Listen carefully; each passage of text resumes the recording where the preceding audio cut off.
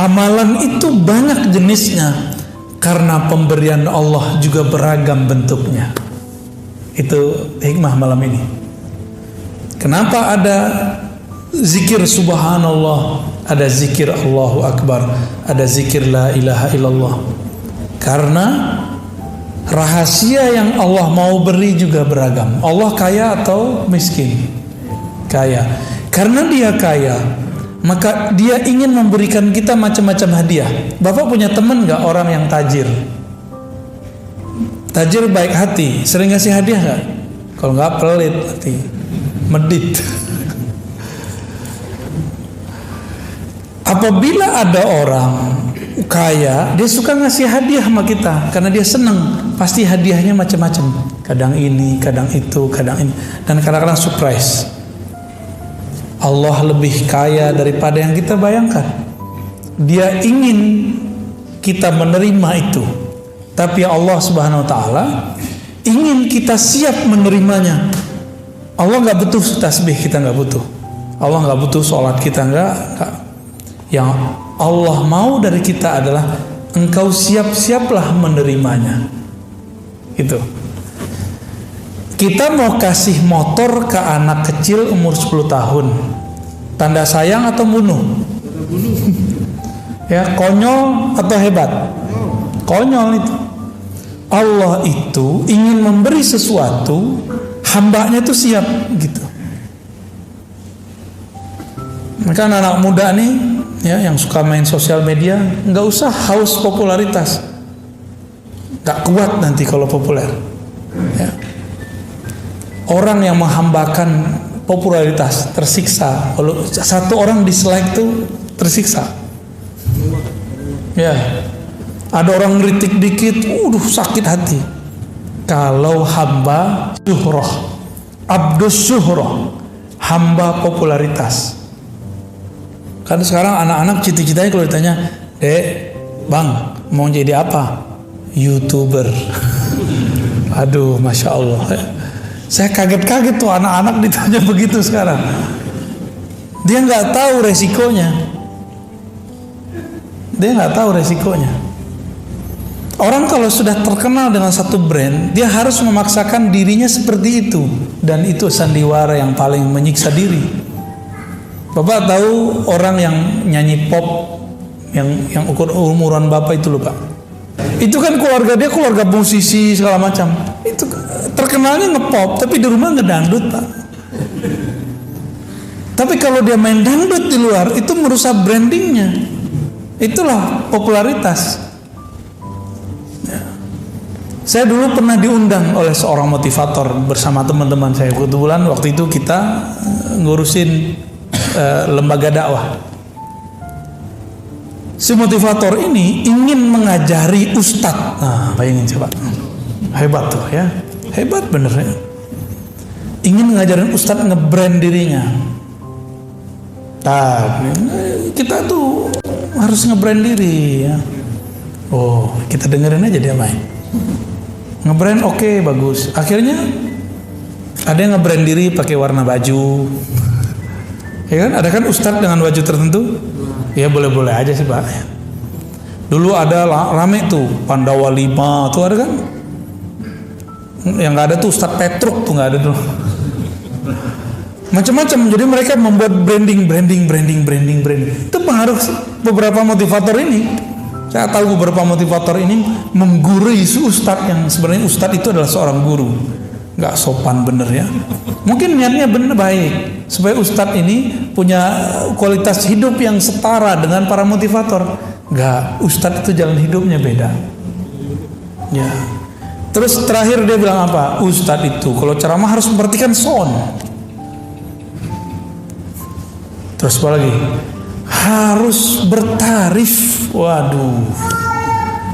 Itu teman-teman saya yang ikut rata-rata rusak karena sifat motivator.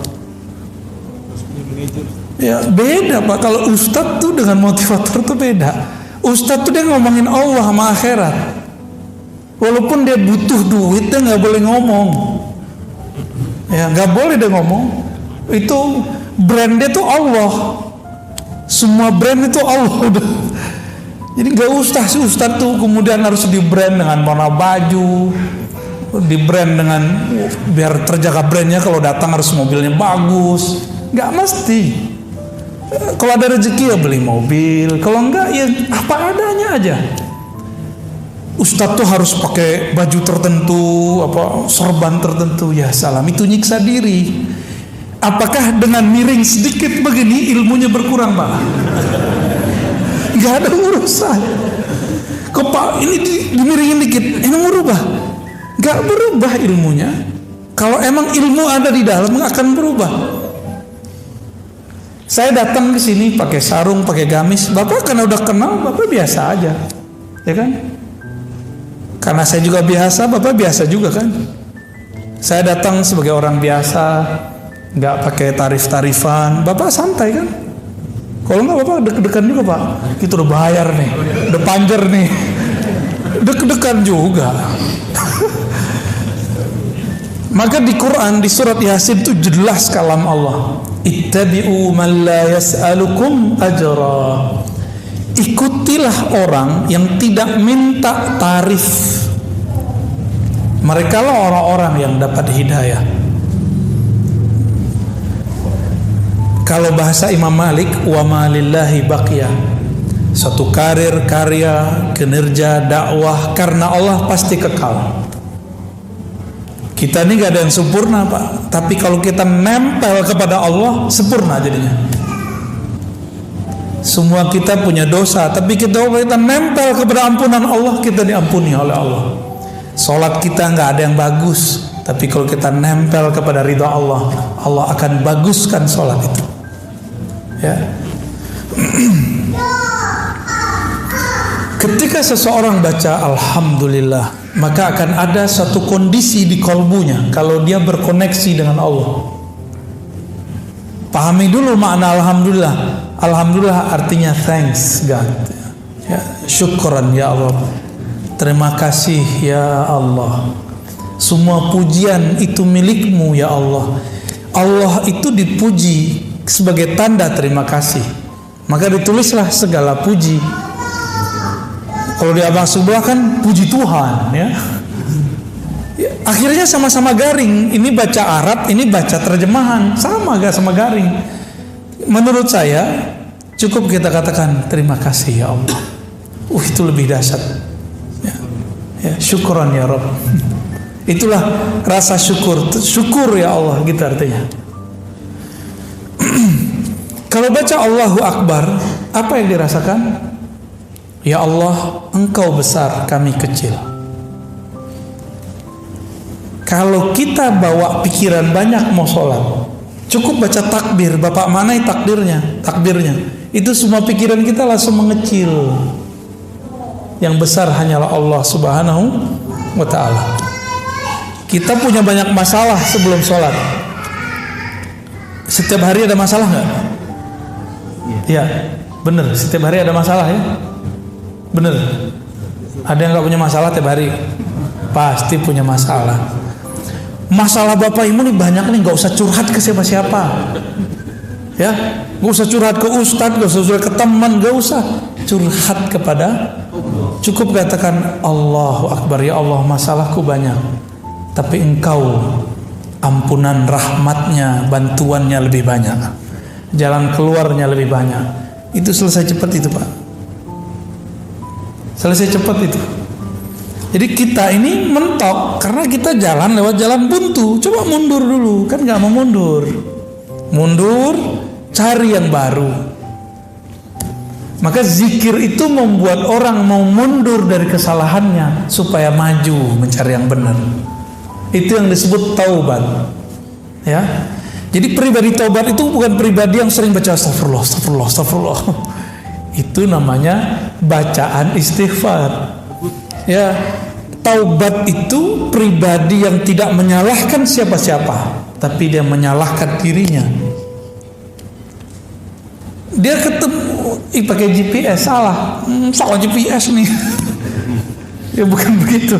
Kenapa dia nggak mau nanya sama orang? Ini kan udah tahu ada orang, nanya ke GPS. Apalagi zikirnya. Salawat itu mencakup zikir-zikir yang ada.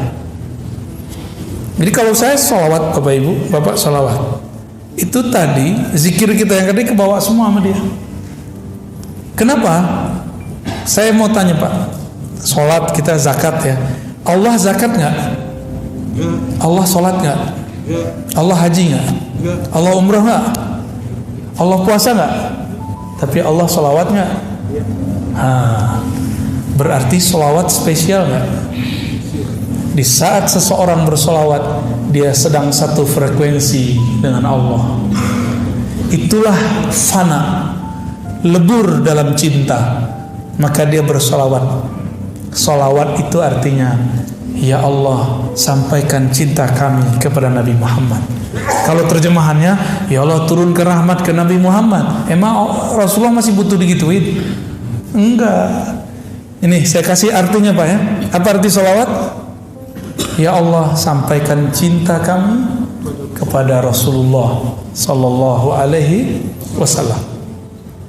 Baru tuh ada rasa tuh ketika bersolawat. Jangan nerjemah lagi sholat, tapi maknai sholat itu. Itu aja bedanya kalau kita belajar hikam dengan belajar terjemah. Saya yakin kalau orang sini belajar terjemah 2 kali pertemuan kabur. Kata pensyarah kitab ini, saya bacakan biar berkah juga ya, Imam Ibnu Abbad. Kata beliau, setiap zikir ada waridnya, ada hadiahnya. Setiap amalan ada hadiah rahasia yang tersimpan di dalamnya. Apakah warid itu? Ma yaridu 'alal qulubi minal ma'arifir rabbaniyah wal asrarir ruhiyah. Warid itu adalah suatu kondisi rohani di mana kolbu mendapatkan makrifat dari Allah dan rahasia-rahasia darinya. Ketika Bapak sujud, rasanya apa? Kepala pegel. Itu doang. Imamnya kelamaan nih, gitu. Berarti belum dapat asrarnya. Tapi Bapak sujud terus terasa, ya Allah, kepalaku sekarang di titik terendah di bumi. Bahkan dia lebih rendah daripada tempat buang air besarku. Yang kita bedak-bedakin tiap hari itu ya Bu ya. Ini mas-mas ini pakai bedak kan nih? Nggak usah lah, cukup istri kita aja yang cantik ya. Kita nggak usah jadi cowok cantik ya. Rawat sih boleh, tapi jangan bikin riuh untuk badan sendiri. Laki-laki itu nggak usah begitu ya.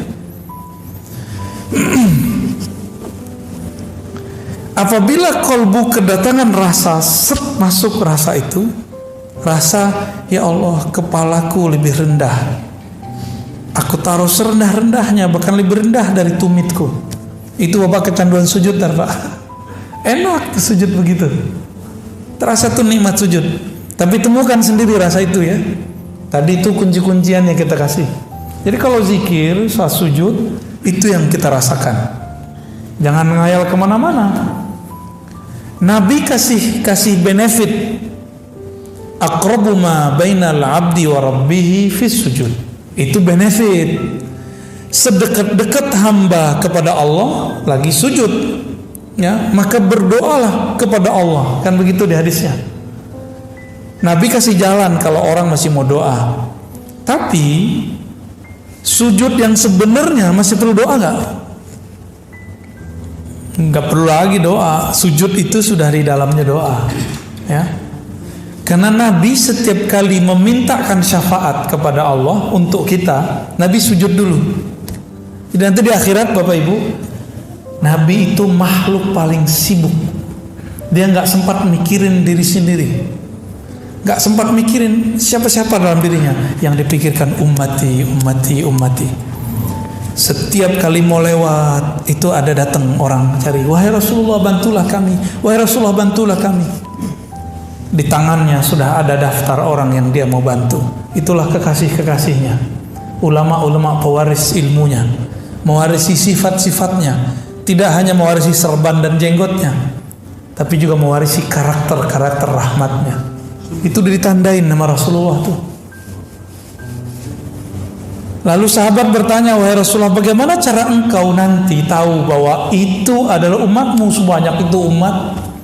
Jawaban Nabi, aku mengetahuinya dari ghurran muhajjalin, dari pancaran bekas wudu. Wudu itu isinya apa? Cuci-cuci muka? Bukan. Wudu itu membersihkan zahir, mensucikan batin.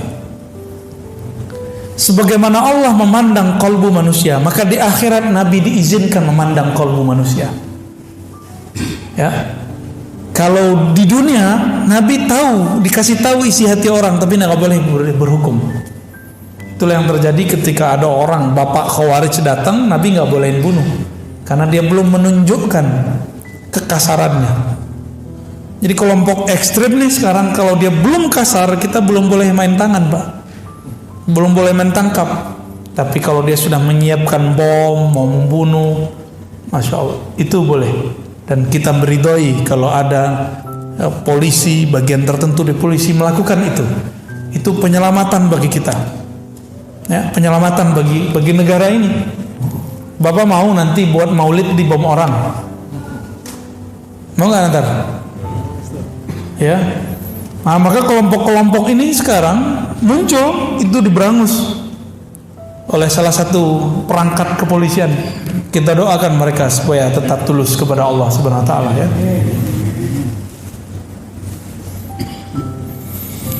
Salat ada rasa, di situ ada rahasia. Zakat ada lagi rahasianya. Ada nggak di antara kita datang ke orang susah terus ngasih langsung? Ada nggak? Kalau ada, ngerasain nggak merindingnya waktu dia berdoa? Senangnya bukan main. Nanti cobain Pak, ya. Jangan sombong ngundang-ngundang fakir miskin ke rumah. Saya itu paling nggak suka tuh, ya. Mohon maaf Pak kalau pernah melakukan. Bapak belagu itu namanya. Dia udah miskin, udah yatim piatu, udah susah. Dia harus menghancurkan egonya lagi untuk datang ke rumah kita. Terus kita kasih amplop, belagu amat. Kayak bakal kaya selama-lamanya aja, ya. Kalau bener mau ngasih, datang ke mereka atau ajak mereka kemana. Jangan bawa mereka ke rumah kita. Kecuali Bapak mau ajak mereka, yo nginep sehari semalam di rumah saya, rasain nikmati nih rumah gede gitu misalnya. Kalau gitu nggak apa-apa. Datang pengen sukses, minta doa, ngasih cuma 500.000, pengen dunia akhirat, ya salam. Apalagi hafiz-hafiz Quran, cemen aman antum, mau cuma dibayar 500.000 terus khataman di situ, ya salam, ya. Terlalu rendah itu Quran, khataman begitu. Kalau mau khataman, khataman aja, ya. Jangan cuma dengan duit-duit segitu kemudian kita merusak waridnya. Jadi apa yang membuat zikir-zikir amalan ini terhambat? Jadi sir dari Allah mau turun, rahasia dari Allah mau masuk ke dalam kolbu, tapi terhalang. Karena di kolbu kita paling dalam, kita meniatkan amal itu bukan untuknya. Gitu.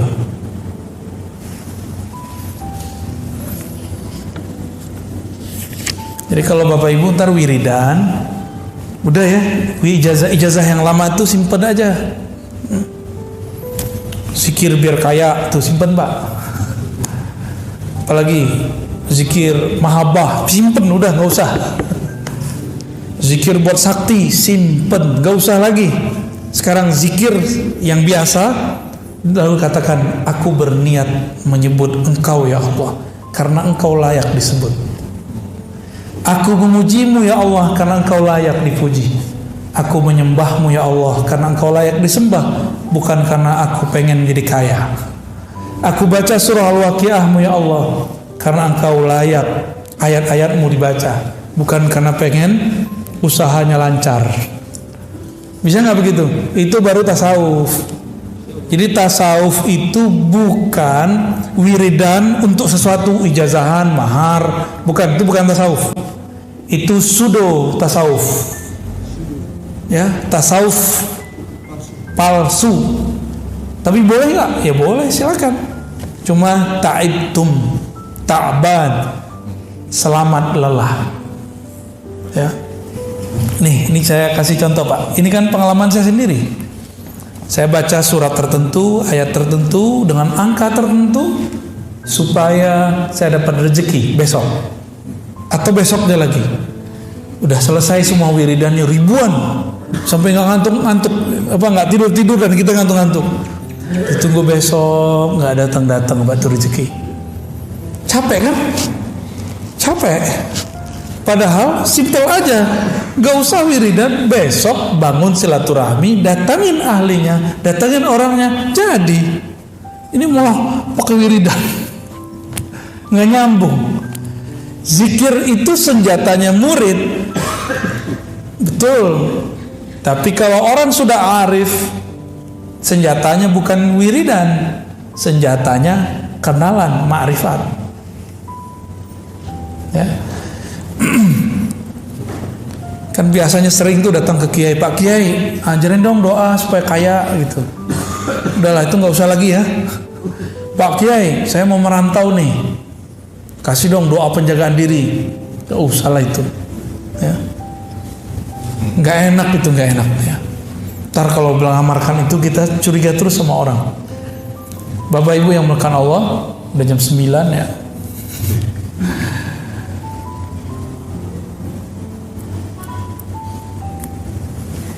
Ketika warid itu datang, kadang-kadang berefek. Ada orang tuh tiba-tiba rajin ibadah. Ada ketika datang sir itu dia nangis. Ada yang ketika datang rasa itu dia rindu. Nah, dan itu kita praktekin Pak. Di sini nggak ada yang ikut talqin zikir kemarin ya.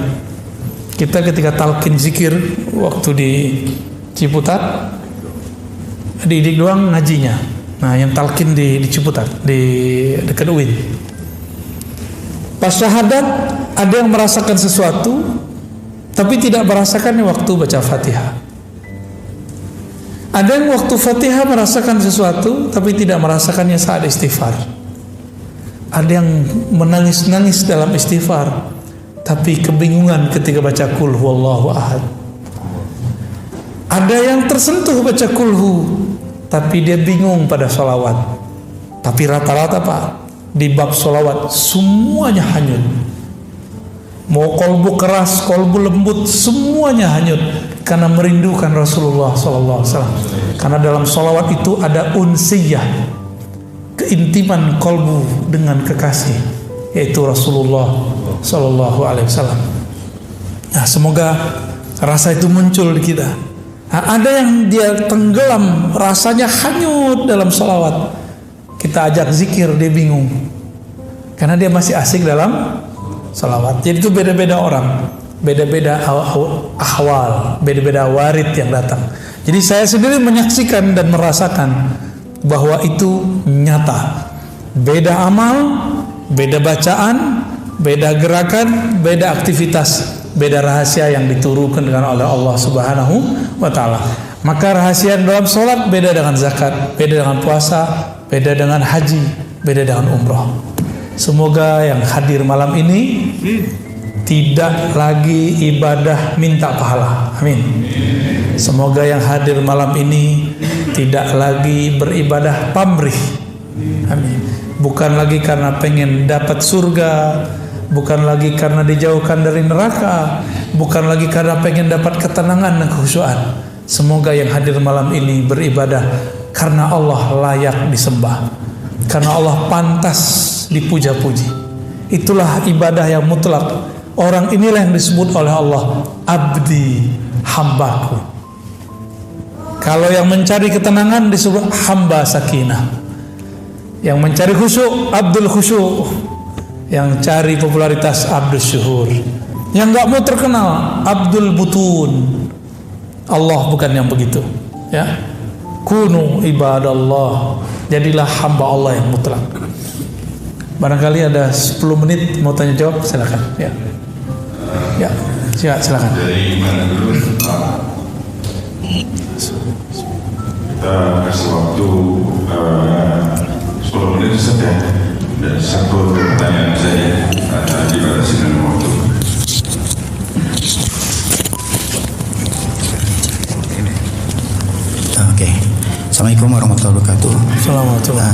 Terima kasih Buya. Semoga sehat terus Buya. Amin, amin ya Rabbi. Saya anggap Buya itu adalah guru saya. Terus guru, karena saya juga nggak punya guru. Terus saya ingin menceritakan spiritual saya Buya. Dan waktu kemarin saya udah 2 kali, dan terakhir kemarin itu berkat Buya saya amalkan sholat witir itu wajib. Pertama kali ngaji itu sholat witir wajib. Jadi sholat witir saya adalah sebelum tidur.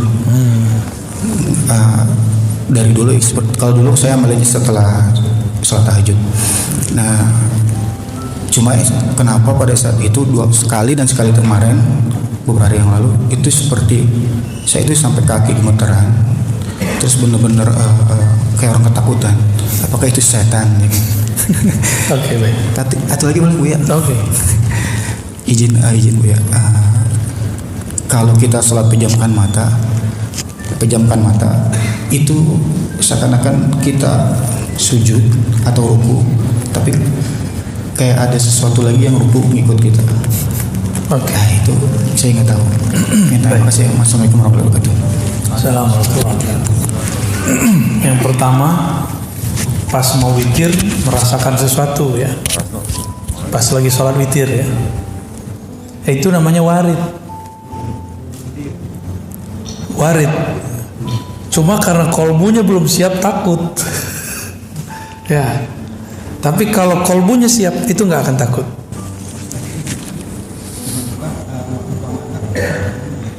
Nah ini ada tips dalam hadis Abu Daud ya, amalkan ya, supaya nanti kalau mau witir sama aja, mau sebelum tidur atau setelah tahajud sama. Dalam hadis Abu Daud diajarkan kalau mau qiyamul lail bacalah 10 kali subhanallah wa bihamdihi, atau subhanallah aja 10, alhamdulillah 10, Allah akbar 10, la ilaha illallah 10. Itu namanya conditioning. Jadi biar kolbunya siap untuk merasakan nikmatnya sajian tahajud, sajian witir, hidangan aurat, maka berzikir sebelum kita qiyamul lail, berzikir sebelum witir. Ya, apa tadi? Subhanallah, alhamdulillah, masing-masing. Jadi jangan subhanallah, alhamdulillah, bukan. Subhanallah, begitu ya.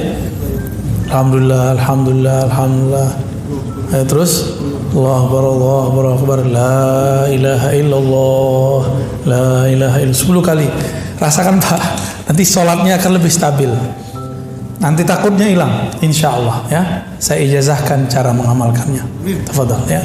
Di hadis Imam Bukhari, Muslim itu ada yang versi mirip, tapi amalannya beda. Intinya sama ya. Wallahu a'lam bishawab.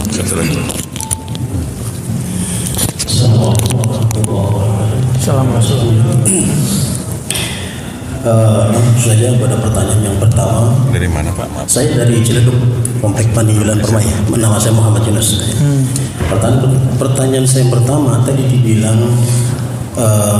apapun yang kita lakukan ibadah adalah makrifat kepada Allah. Termasuk apa yang dibilang Buya tadi, bahwa seandainya kita mendapatkan sesuatu yang spesial dari Allah, itu adalah ma'rifah. Terus apa bedanya dengan hidayah? Yang kedua, saya terus terang sebelum subuh selalu melakukan sholat hajat 2 rakaat. Dan lagi-lagi tadi Buya mengatakan bahwa apa yang kita lakukan semuanya ibadah termasuk sholat. Jangan pikirkan segala hajat kita, yang kita pikirkan adalah langsung saja kepada Allah. Bagaimana kaitannya dengan sunat hajat yang sering kita lakukan? Terima kasih. Assalamualaikum warahmatullahi wabarakatuh. Ya, nah yang pertamanya saya lupa malah, ingatnya hajat dulu ya. Sholat hajat itu sebenarnya diperdebatkan oleh ahli fikih. Yang ada itu sebenarnya sholat himmah. Idza hamma ahadukum, jika seseorang kamu punya keinginan, atau hamma berarti punya urusan, itu arti hamma. Hadis Abu Daud, hadis Tirmizi juga ada, tapi yang saya ingat nih hadis Abu Daud. Lalu dikatakan di situ, Fa'asbiril wudu, salatlah 2 rakaat, sempurnakan wudumu, falisalli rakaatain, salat 2 rakaat. Lalu faliyatullah, doalah kepada Allah. Coba lihat doanya, ternyata itu doa yang kita sebut doa istikharah. Jadi doa salat hajat itu isinya doa istikharah. Coba lihat inti salat istikharah, bukan memaksa Allah, bukan mengajukan permintaan kepada Allah. Tapi salat istikharah, salat hajat itu adalah menyerahkan hajat kita kepada Allah, menyamakan kemauan kita dengan kemauan Allah. Apa kata kita? Ya Allah, jika dia baik bagiku, maka jadikanlah dia milikku, dekatkan dia kepadaku, dan takdirkan dia menjadi milik. Ya begitu. Itu nggak hanya pasangan loh Pak ya, kerja, urusan, proyek, sama semua. Artinya apa? Kita tidak maksa Allah, tapi kita bertanya, ya Allah, ini baik atau bukan? Jika baik, jadikan, mudahkan. Jika tidak, maka jauhkan. Berarti masih ada kita nggak di situ? Nggak ada. Maka sholat hajat itu bukanlah kita memaksa Allah atau ngasih tahu Allah dengan hajat kita, tapi sholat hajat itu konfirmasi. Ya Allah, ini hajatku baik apa enggak? Gitu ya. Baru denger antum ya. Selama ini kita kata kiai, kata ustadz, kalau ada hajat sholat 2 rakaat, minta kepada Allah. Ya itu benar. Tapi ada yang lebih benar. Ini dia nih. Isi dari sholat hajat istikharah adalah mengkonfirmasi kepada Allah hajat kita baik atau tidak. Kalau untuk kabul gampang bagi Allah, tapi baik buruk itu yang mau kita mintai kepada Allah Subhanahu wa taala. Dan itu berat loh Pak, kalau kita senang sama seseorang nih, terus kita bilang, jika dia baik, wah itu senang tuh. Maka mudahkan ya Allah, takdirkan ya Allah, senang. Bapak udah coba belum? Orangnya kita cintai, terus kita bilang, jika dia tidak baik bagiku ya Allah, maka ini susah tuh ngomongnya tuh. Bener gak? Tuh. Itu ilmu Pak, sebenarnya itu ma'rifat sebenarnya, tapi kok nggak ada yang menjelaskan selama ini.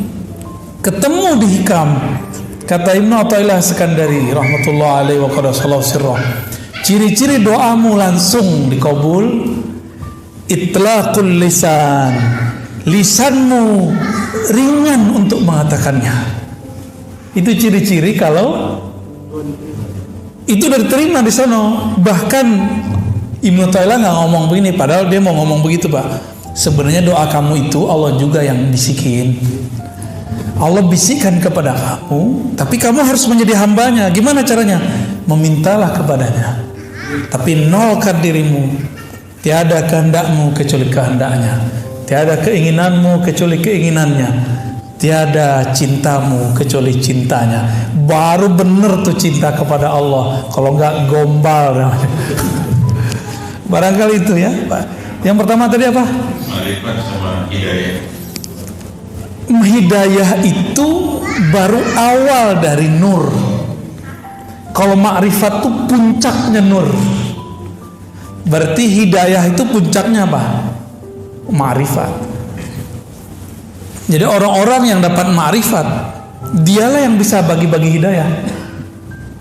Maka di Quran itu dibagi 2. Kadang Nabi disebut innaka la tahdi man ahbabta. Kamu tidak dapat memberi hidayah siapa yang kamu mau. Itu ma'rifat maksudnya. Ya. Tapi di ayat yang lain justru dikatakan engkaulah yang memberi mereka petunjuk. Man dalla ala khairin kafa'ilih. Siapa yang menunjukkan suatu kebaikan, suatu petunjuk kepada orang, maka dia sama dengan melakukannya. Jadi ada hukum hakikat, ada hukum syariat di situ. Ya, hakikatnya hidayah itu ma'rifat awalnya, tapi syariatnya bukan. Syariatnya dia sebuah ilmu, sebuah pengetahuan, sebuah teori, sebuah sentuhan, kira-kira begitu. Wallahu a'lam bishawab. Ya. Cukup ya. Nanti ada pertanyaan lagi di bulan depan. Ya. Baik Bapak Ibu yang melakukan Allah. Nah, maka lain kali kalau mau pakai kertas lebih cepat. Ya. Nanti kita jawab sependeknya. Bapak Ibu yang bukan Allah, sahabat-sahabat, teman-teman semuanya, saya yang mengajar ini bukanlah orang yang suci, bukan orang yang sempurna. Saya manusia biasa. Kebetulan, kebenaran dapat hadiah ma'rifat dari Allah. Inilah yang kita bagi-bagi sebagian. Ya. Semoga hadiah-hadiah ini diridhoinya. Amin ya rabbal alamin. Nasallallahu al-afwa wal afiyah lana wa li walidina wa li masyayikhina wa li sairil muslimin wa ahli ahlina wa li dzurriyyatina wa li auladina wa lil muridin wal hadirin wal hadirat. Semoga yang hadir baik laki perempuan, anak-anak kita, saudara kita diampuni oleh Allah, dapat berkah dari Allah, dapat ridha berkah pengajian ini. Amin ya rabbal alamin. Wassallallahu ala sayyidina Muhammad walhamdulillahi rabbil alamin. Assalamualaikum warahmatullahi wabarakatuh.